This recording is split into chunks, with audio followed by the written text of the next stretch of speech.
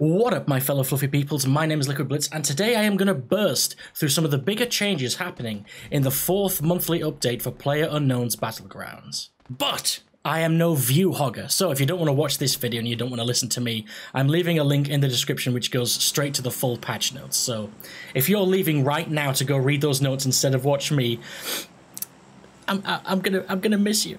Don't let it get to you. Don't let it get to you. Okay, so let's get right on it. The first big change I'm going to mention is actually an addition. It's a new weapon. Once again, we've got a new weapon. It's the Mark 14 Enhanced Battle Rifle, which shoots 7.62 ammunition. Now, this is technically classed as a marksman rifle, which, in overly simple terms, is like a cross between an assault rifle and a sniper rifle. I mean, in Battlegrounds specifically, it's technically a sniper rifle because it's going to have sniper attachments. As for which sniper attachments, it's going to be able to equip, first of all, every barrel attachment, so compensator, flash hider, and suppressor. You're going to be able to equip every single sight and scope in the game. It's going to have all the magazine attachments, so quick draw, extended, and extended quick draw. And apparently, I've heard that it can equip quite specifically the vertical foregrip, which is interesting and awesome.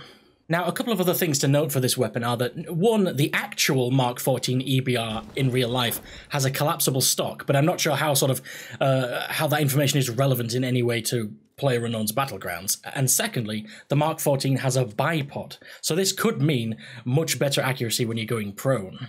And the final piece of information for this new weapon is that it will only be found in the care package airdrop. Whoopee! Now moving on to the second big change, and it is big. The SKS now has a lower rail attachment slot. Specifically, it can now equip the vertical foregrip, just like the Mark 14 EBR. Now, adding a compensator and a cheek pad to the SKS already made it accurate as balls. Adding a vertical foregrip to it is now officially going to turn it into a laser beam rail gun. I mean, don't get me wrong, it's going to be fun as hell to use, but it's going to be just as deadly when used against you. I mean, to be completely honest, if you were to ask me which of the current weapons needed a buff, the SKS is nowhere near the top of that list for me. Anyway, moving on to big change number 3. They have added a first-person only option for matchmaking. A lot of people have been asking for this since day one. Now, you can tick the first-person only option in the little matchmaking thing, and you'll be put into a first-person only server with other people who also ticked the option. Personally, I'm not the biggest fan of first person in Battlegrounds specifically. It's just not optimized or as sort of polished as many of the FPS games. So honestly, it hurts my soul to use it. But I mean, don't let me yuck your yum. I mean, if you're looking forward to this, then today is your day. Moving on. Big change number 4. Cars now have horns. And this horn can be activated by the driver left clicking. So, I mean, while this addition might have some legitimate usage, for example, signaling squad mates if you aren't on voice comms together, I think we all know that the real use of this car horn is to taunt and annoy everyone else as you speed away laughing. Change number 5. They have added a feature to report players. Thank you!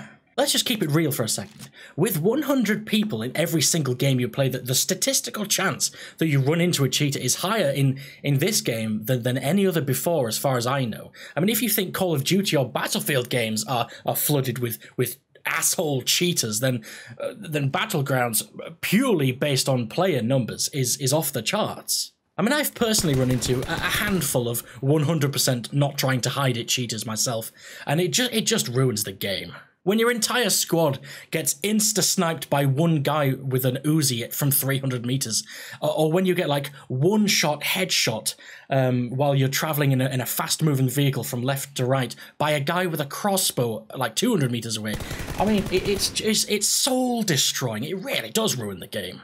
So with any luck, this feature will at least let the developers see those players with a large number of reports against them. I mean, that's how it tends to work. And hopefully they will actually check some of these players out and maybe even ban a few. I mean, in a perfect world, that's the case, but you know, that remains to be seen. Anyway, big change number 6, and now this really is a big change, especially to experienced players.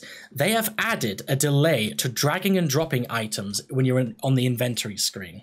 In other words, when you're looting items across, there's a small delay now. This will upset many people, including me. We've all seen those live streamers, me included, that loot items at the speed of light by dragging them across really fast. Well, this delay that they've added is just honestly a direct kick to the balls to these fast players. They added this because, I mean, quote, to provide a fair gameplay environment to all players. Personally, I think this is pure bullsniff. Fast looting, honestly, very fast, quick drag looting is one of the skills you learn when you've played this game for a while. I mean, the more you play this game, the faster and better you get at looting and spotting loot that you want before even entering the inventory screen. This is just one more example of the dumbing down of video games to help new and less skilled players. It's been the bane of multiplayer games for a few years now, but I mean, it is what it is. Get over it. Moving on to big change number 7, they have reduced the cast time or the use time of some of the medical items. They've changed the first aid and painkillers to be used in 6 seconds and the medkit and adrenaline injection to 8 seconds. Now, again, I have to say, personally, I don't really know why they've done this. I had no issue at all with the time it took to heal and boost. I mean, I thought it was sort of fair and balanced. It was already quite easy to heal mid-fight by sort of hiding behind a tree, etc. Now it's even easier. And a tactic a lot of good players use is they damage someone and then they push and rush them to finish them off before they can heal. Well, now they can heal even faster. It always confuses me when developers of games just change things that don't really need changing. I mean, that old saying comes into my mind: why fix something that isn't broke? I don't get some things. I'm confused. Anyway, let's move on to number 8.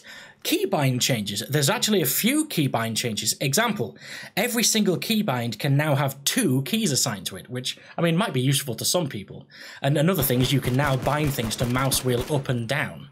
But perhaps the biggest change when it comes to keybinds is you can now bind different keys for throwing different items. For example, you can bind, like, you can bind F for frag grenade, G for Molotov cocktail, and H for smoke grenade.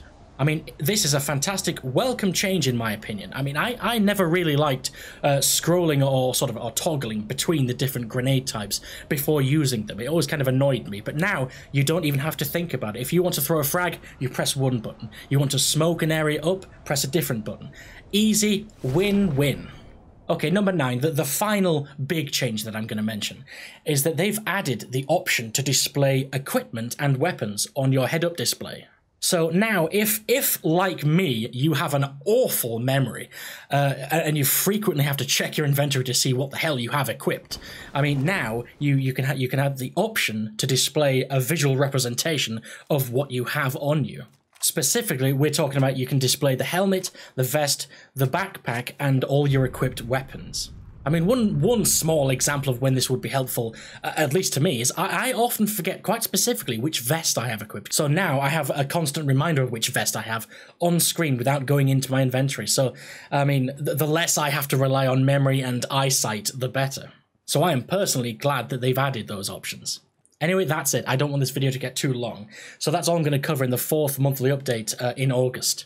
Now, if you want to see all, because there are many things I didn't mention. I've just mentioned the biggest things. If you want to see all of them, go click the link in the description to read the patch notes. As for when it's being released to the main game, the developers said towards the end of this week. So let's say between 3rd and 6th of August. So that's all she wrote. I hope you found this useful or interesting. Well, like this video if you liked it, like this video if you didn't like it, and catch me in the next video. Liquid Blitz out!